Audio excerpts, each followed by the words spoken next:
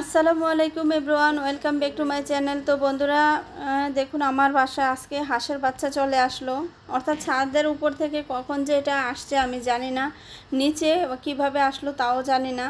পরে হচ্ছে ও বাসার মানে দরজার সামনে এসে এভাবে করতেছে। পরে হচ্ছে ওকে দরজা খুলে ঘরের ভিতরে একটু ঢুকিয়েছি, পরে আবার বের করে দিয়েছি। কারণ হচ্ছে ও এখানে পটি করে নষ্ট করে ফেলবে। তো তাই ভাবছি যে ওকে ধরে এখন ছাদের উপরে নিয়ে যাব। ও কীভাবে আসছে বা উপরে যেই হাঁসের বাচ্চাগুলি আছে ওগুলো আছে কি না, ওগুলো সব একসাথে বের হয়ে বাইরে হাঁটাহাঁটি করতেছে না ফাইভের ভিতরে চলে গিয়েছে, আমি পেরেশানিতে পড়ে গিয়েছি। তো যাই হোক, ছাদের উপরে নিয়ে চলে আসলাম।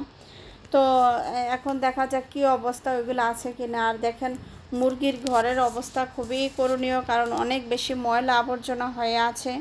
কারণ হচ্ছে আমি তো এগুলি পরিষ্কার করতে পারতেছি না, যেহেতু হাঁসের বাচ্চাগুলি বাইরে থাকে। তো ওদেরকে খাঁচার ভিতরে আমি কয়েকবার করে উঠিয়ে দিয়েছি, কিন্তু ওরা কিভাবে যেন বের হয়ে যায় খাঁচার ফাঁকা দিয়ে। তো ওদেরকে আর এভাবে আটকানো যাবে না, অযথা পরিশ্রম করে লাভ নেই। যার কারণে একটু বড় হলে তখন হচ্ছে খাঁচার ভিতরে আমি আটকিয়ে দেব। তো এখন এভাবেই রাখতে হবে, যদি যতই নোংরা হোক বা ময়লা হোক, করার কিছু নেই। তো এভাবে ওদেরকে রাখা লাগবে। আর এদিকে হচ্ছে আমি দেখতেছিলাম ডিম পেড়েছে কিনা, দেখি আলহামদুলিল্লাহ আজকেও একটা ডিম পেড়েছে নতুন মুরগি। তো আলহামদুলিল্লাহ, এটা গতকালকে একটা পেরেছে আর আজকে একটা পেরেছে, আজকে আর গ্যাপ দেয় নাই। আর নতুন ওইটা কিনেছিলাম ওইটা আবার গ্যাপ দিয়েছে। তো তো ওই টাইমেও হচ্ছে যখন ক্যামেরাটা ঘুরিয়েছি দেখি মুরগিটা এমন অবস্থা আছে, আমি তো দেখে ভয় পেয়ে গেলাম, কিরে এটা কি অসুস্থ হয়ে গেল কি না। তো অনেকক্ষণ তাকিয়েছি, আমার মনে হচ্ছে যে এটা তো অসুস্থ না, এটা হচ্ছে হয়তো বা ডিম পারবে, এরকম একটা লক্ষণ দেখা যাচ্ছে। তো আমি হচ্ছে এই সুযোগটা আর হাতছাড়া করি নাই। আমি ক্যামেরাবন্দি করে ফেললাম যে আসলে ও হয়তো ডিম দিবে এখন।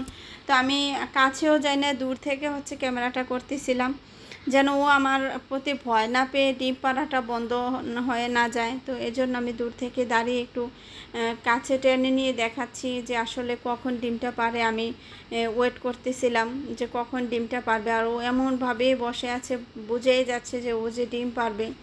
তা আসলে সরাসরি এই যে দেখেন মাশাল্লাহ ডিম পেড়ে দিল আলহামদুলিল্লাহ। আর উপরে তিথির মুরগিগুলি দেখেন কি অবস্থা, কি করতেছে, ওরা কখন ডিম দিবে তা জানি না, ওরাও মাশাল্লাহ অনেকটা বড় হয়ে গিয়েছে।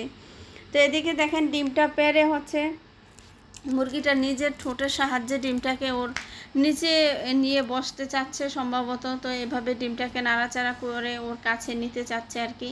তো এটা যেহেতু আমার একটু খাঁচাটা একটু মানে বাঁকা হয়ে আছে, ডিমটা গড়িয়ে এদিকে চলে আসবে। আসলে যদি নেটের ইয়েটা না দিতাম তাহলে তখন ডিমটা গড়িয়ে নিচে চলে আসতো পাড়ার সাথে সাথে। কিন্তু আমি তো নেটটা দিয়েছি ওরা সুন্দরভাবে যেন হাঁটতে পারে এই জন্য। তো পরবর্তীতে হচ্ছে দেখেন অনেক চেষ্টা করতেছে ডিমটাকে কাছে নেওয়ার জন্য। তো এই যে, তো ডিমটা এদিক থেকে সেদিকে গড়িয়ে চলে যাচ্ছে। তো ওর নিচে নিতে পারতেছে না। তো এই দৃশ্যটা দেখলাম বন্ধুরা, আপনাদের কেমন লাগলো আমাকে জানাবেন। আমার তো খুবই ভালো লেগেছে। তো এখন দুটোটা ডিম একসাথে হচ্ছে আমি নিয়ে একেবারে দুটোটা ডিম একসাথে রেখে দেব। আর আজকে ডিমগুলি বাসায় নেব না, এখানে রেখে চলে যাব। আল্লাহ হাফেজ, আসসালামু আলাইকুম।